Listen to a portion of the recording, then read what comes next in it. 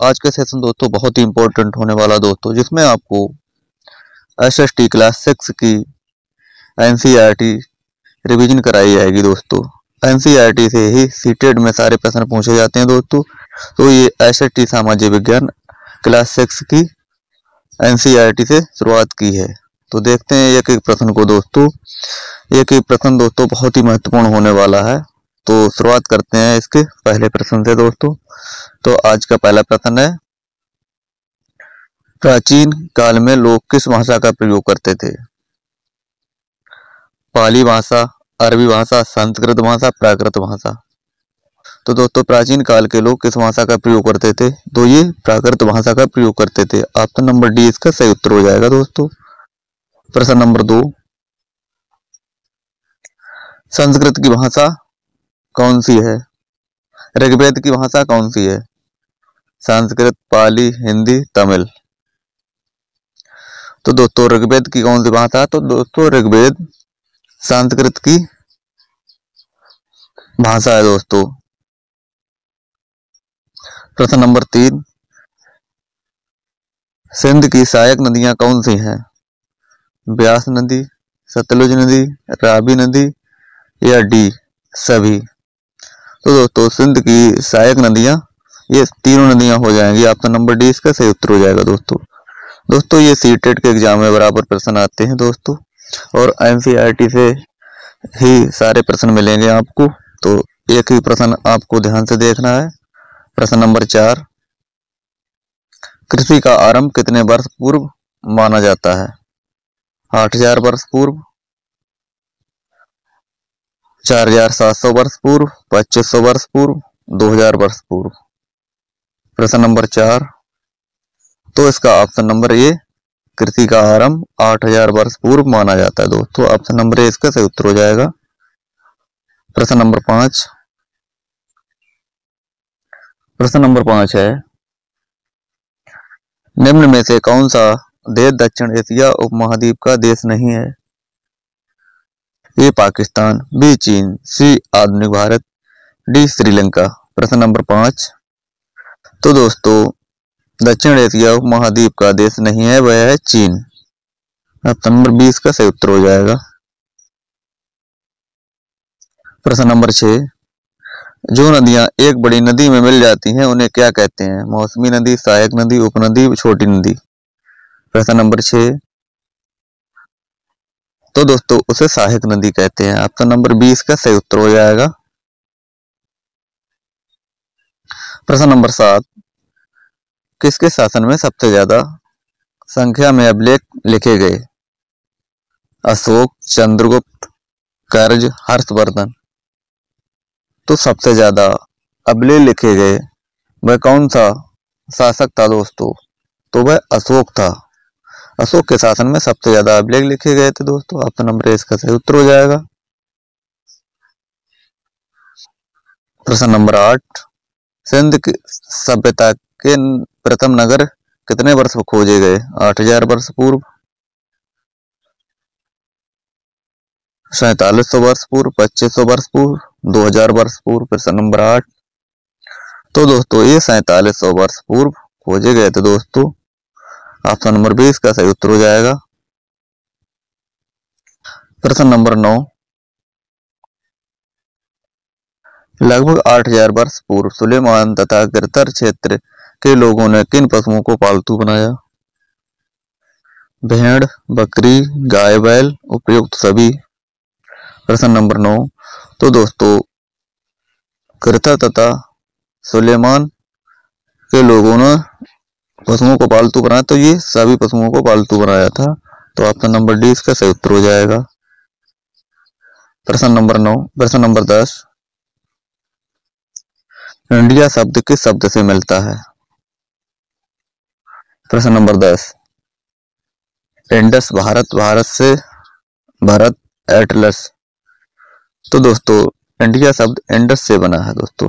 Option number A इसका सही उत्तर हो जाएगा दोस्तों।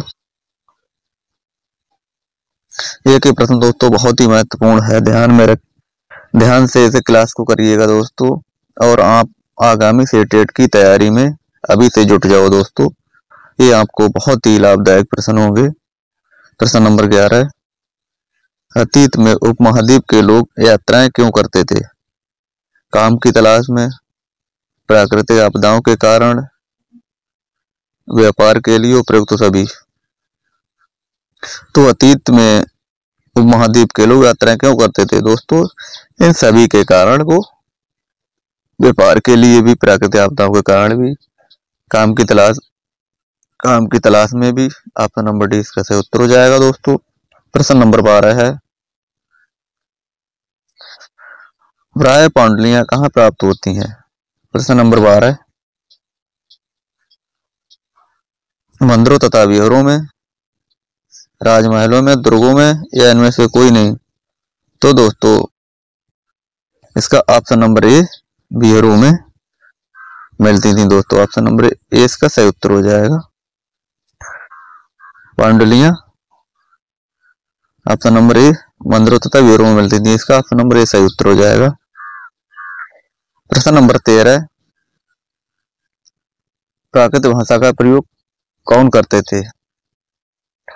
प्रश्न नंबर 13, अधिकारी लोग, आम लोग, लेखक लोग, सैनिक लोग। प्रश्न नंबर 13, तो दोस्तों प्राकृतिक भाषा का प्रयोग आम लोग करते थे। ऑप्शन नंबर 20 का सही उत्तर हो जाएगा। प्रश्न नंबर 14, ईसाई धर्म के प्रवर्तक कौन थे? महात्मा बुद्ध, संत वैलेंटाइन, संत बेनेडिक्ट, डी ईसा मसीह। प्रश्न नंबर 14, तो इसका option number D, Isa Masih इसका सही उत्तर हो जाएगा दोस्तों। प्रश्न नंबर 15, दक्षिण एशिया महाद्वीप का एक देश कौन सा है? आधुनिक भारत, चीन, रूस, उपयुक्त सभी। प्रश्न नंबर 15, तो इसका ऑप्शन नंबर ए, दक्षिण एशिया महाद्वीप का देश आधुनिक भारत हो जाएगा। ऑप्शन नंबर ए इसका सही उत्तर हो जाएगा। प्रश्न नंबर 16, आखेट का अर्थ है शिकार, शिकारी, कृषक, पुरातत्वविद। प्रश्न नंबर 16, तो आखेट का अर्थ है शिकारी, शिकार करना ही आखेट का अर्थ है। ऑप्शन नंबर 20 का सही उत्तर हो जाएगा। प्रश्न नंबर 17, पांडुलिपियां किस पेड़ की छाल से बनाई जाती थी? पीपल, नीम, भुर्ज, ताहा।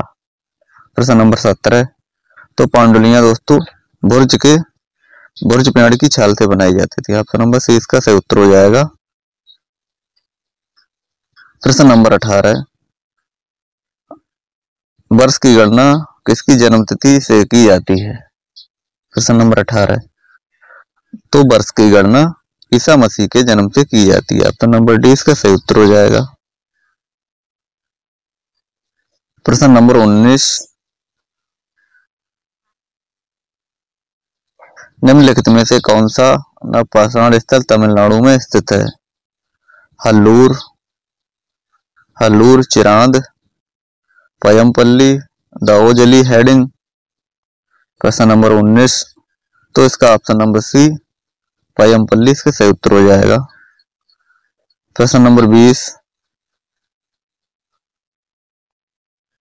निम्नलिखित में से कौन सा पुरापाषाण स्थल नहीं है?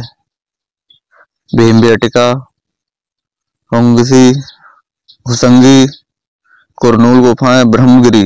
प्रश्न नंबर 20, तो पुरापाषाण स्थल नहीं है, वह हो जाएगा ब्रह्मगिरी। ऑप्शन नंबर डी इसका सही उत्तर हो जाएगा दोस्तों।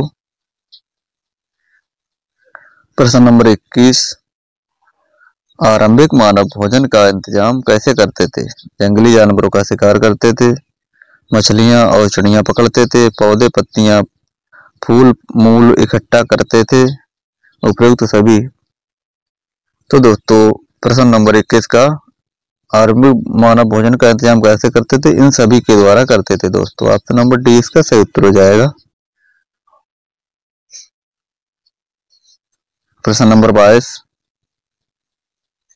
प्रश्न नंबर 22 है दोस्तों, वह व्यक्ति जो उपमहाद्वीप में 20 लाख वर्ष पहले रहा करते थे, आज हम उन्हें क्या कहते हैं?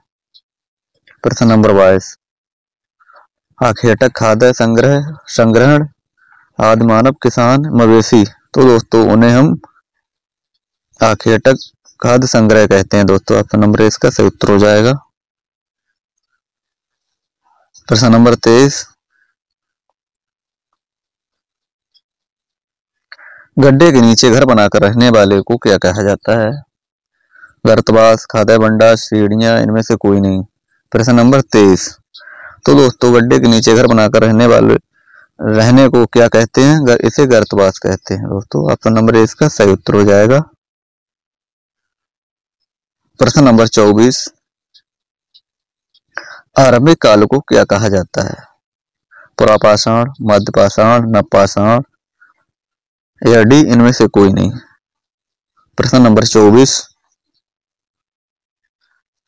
तो प्रश्न नंबर 24, तो इसका ऑप्शन नंबर ए से पुरापाषाण कहा जाता है। ऑप्शन नंबर ए इसका सही उत्तर हो जाएगा दोस्तों। प्रश्न नंबर 25, पशुओं को पालतू बनाने की शुरुआत कब से हुई? 12,000 वर्ष पहले, 10,000 वर्ष पहले, 8,000 वर्ष पहले या इनमें से कोई नहीं। प्रश्न नंबर 25, तो दोस्तों पशुओं को पालतू बनाने की शुरुआत दोस्तों ये 12,000 वर्ष पहले हुई थी। ऑप्शन नंबर इसका सही उत्तर हो जाएगा।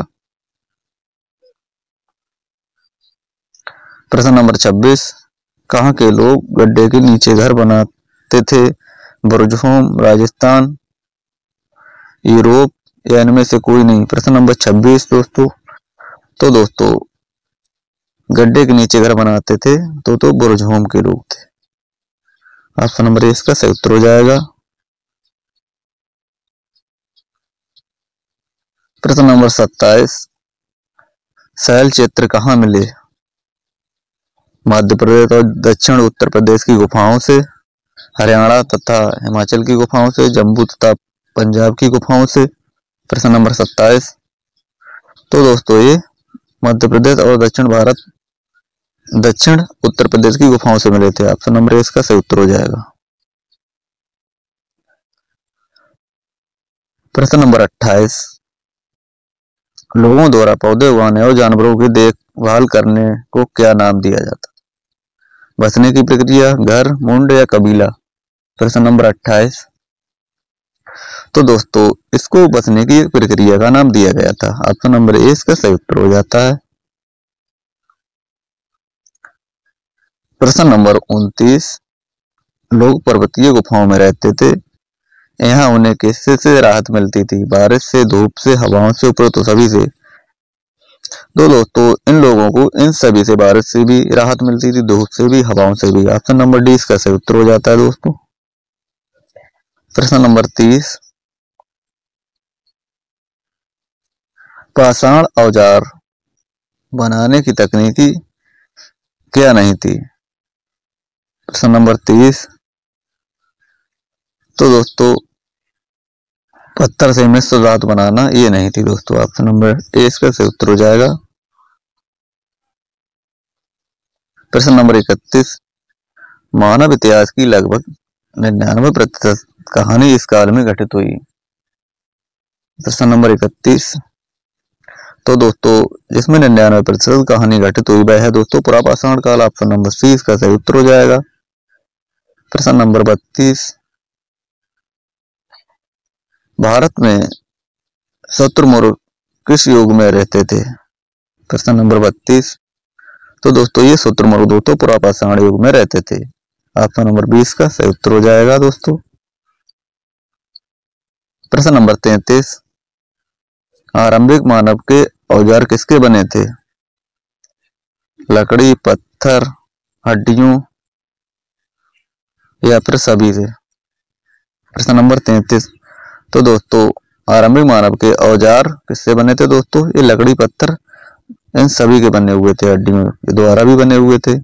ऑप्शन नंबर डी इसका सही उत्तर हो जाएगा। प्रश्न नंबर 34, शुतुरमुर्ग के अंडे से क्या बनाए जाते थे? प्रश्न नंबर 34, तो शुतुरमुर्ग के अंडे से क्या बनाए जाते हैं? मनके, मूर्तियां, बर्तन, खिलौने। तो दोस्तों शुतुरमुर्ग के अंडे से मनके बनाए जाते थे। ऑप्शन नंबर ए इसका सही उत्तर हो जाएगा। प्रश्न नंबर 35, किस गुफा में राख के अवशेष मिले थे? कुरनूल गुफा, भीमबेटका, एलोरा, अजंता। प्रश्न नंबर 35, तो ऑप्शन नंबर ए कुरनूल की गुफाओं से राख के अवशेष मिले थे दोस्तों। ऑप्शन नंबर ए इसका सही उत्तर हो जाएगा। मध्य पाषाण युग के पाषाण पत्थर के औजार कैसे होते थे? मध्य पाषाण युग के पाषाण मतलब पत्थर के औजार कैसे होते थे? प्रश्न नंबर 36, बहुत बड़े, मध्य आकार के, बहुत छोटे, बहुत भद्दे। प्रश्न नंबर 36, तो दोस्तों इसका ऑप्शन नंबर सी बहुत छोटे हुआ करते थे दोस्तों। प्रश्न नंबर 37, औजारों का उपयोग किस लिए किया जाता था? फल फूल काटने के लिए, हड्डियों और मांस को काटने के लिए, पेड़ों की छाल को उतारने के लिए, उपयुक्त सभी। तो दोस्तों ये उपयुक्त सभी के लिए इसका प्रयोग किया जाता था। ऑप्शन नंबर डी इसका सही उत्तर हो जाएगा दोस्तों। प्रश्न नंबर 38, लोग ऐसे स्थानों की तलाश में क्यों रहते थे जहां अच्छा पत्थर मिल सके? पत्थर के उपकरण बहुत महत्वपूर्ण थे, पत्थर बहुत महंगा था, घर बनाने के लिए पत्थर चाहिए था, उपयुक्त सभी। प्रश्न नंबर 38,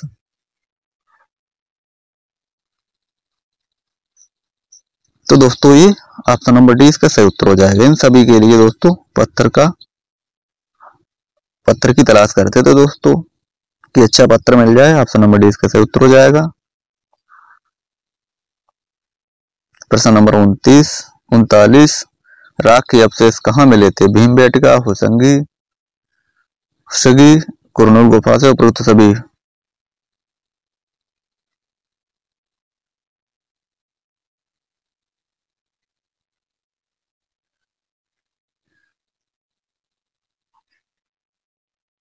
प्रश्न नंबर 39, तो दोस्तों ये कुरनूल की गुफा से मिले थे दोस्तों। ऑप्शन नंबर सी इसका सही उत्तर हो जाएगा। प्रश्न नंबर 40,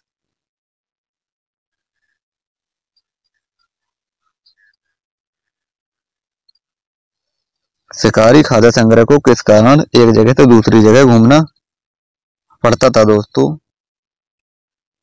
एक स्थान पर भोजन समाप्त हो जाने के कारण, पानी की तलाश में, शिकारी के लिए जानवरों की तलाश में, उपयुक्त सभी। तो दोस्तों खाद्य संग्रहालय एक जगह से दूसरी जगह इसलिए घूमते थे क्योंकि उन्हें इन सभी की जरूरत पड़ती थी दोस्तों, तो इसलिए वो घूमा करते थे दोस्तों। ऑप्शन नंबर डी इसका सही उत्तर हो जाएगा। प्रश्न नंबर 41 दोस्तों,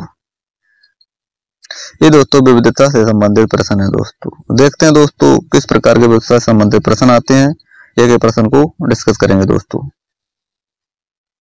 वास्को डी गामा ने भारत आने के लिए किस मार्ग की खोज की थी दोस्तों? सड़क का रास्ता, समुद्री मार्ग, जहाज, रेल। प्रश्न नंबर 41, तो वास्को डी गामा दोस्तों समुद्री मार्ग के द्वारा आया था, तो ऑप्शन नंबर बी इसका सही उत्तर हो जाएगा। ऑप्शन नंबर बी इसका सही उत्तर हो जाएगा दोस्तों, समुद्री मार्ग के द्वारा आया था ये। प्रश्न नंबर 42, यात्रा वृतांत किसने लिखा जिसमें लेखक ने मुसलमानों के जीवन का वर्णन किया? Jawaharlal Nehru, Lal Bahadur Shastri, Ibn Battuta, Indira Gandhi. प्रश्न नंबर 42 दोस्तों, प्रश्न नंबर 42 तो इसे इब्न बतूता ने लिखा था। ऑप्शन नंबर सी इसका सही उत्तर हो जाएगा दोस्तों। प्रश्न नंबर 43 दोस्तों, प्राचीन भारतीय समाज में गैर बराबरी किसने पैदा की? सती प्रथा ने, अंग्रेजी भाषा ने, आश्रम व्यवस्था ने, जाति प्रथा ने। प्रश्न नंबर 43, तो प्रश्न नंबर 43 का ऑप्शन नंबर डी जाति प्रथा ने। ऑप्शन नंबर डी इसका सही उत्तर हो जाएगा दोस्तों। प्रश्न नंबर 44, विविधता को और क्या कहते हैं? असमानता, एकता, एक समान, इनमें से कोई नहीं। प्रश्न नंबर 44, तो दोस्तों विविधता को और असमानता के नाम से जानते हैं। ऑप्शन नंबर ए इसका सही उत्तर हो जाएगा। प्रश्न नंबर 45 दोस्तों, जलियांवाला बाग हत्याकांड कब हुआ था?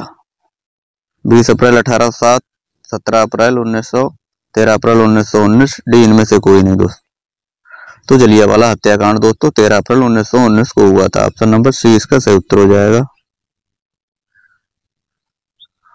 तिब्बत के लोग किस धर्म के अनुयायी थे? बौद्ध धर्म के, इस्लाम धर्म के, बौद्ध तथा इस्लाम दोनों के, इनमें से कोई नहीं। प्रश्न नंबर 46 तो दोस्तों बौद्ध धर्म, तिब्बत के किस धर्म के अनुयायी थे दोस्तों? बौद्ध तथा इस्लाम धर्म दोनों के अनुयायी थे दोस्तों। ऑप्शन नंबर सी इसका सही उत्तर हो जाएगा। प्रश्न नंबर 47 तीन बच्चों द्वारा बनाए गए चित्र अलग अलग होंगे, ये बात दर्शाती है धर्म को विविधता में एकता को, डी इनमें से कोई नहीं। प्रश्न नंबर 47 तो दोस्तों ऑप्शन नंबर बी ये विविधता को दर्शाएंगे। सभी बच्चे अलग अलग चित्र बनाएंगे तो ये विविधता को ही दर्शाएंगे। ऑप्शन नंबर 20 का सही उत्तर हो जाएगा। प्रश्न नंबर 48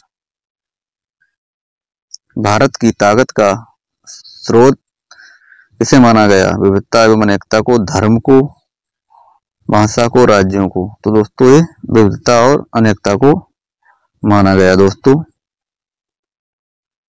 प्रश्न नंबर 49 ओणम का एक विशेष आकर्षक क्या है? मछली पकड़ना, नाव प्रतियोगिता,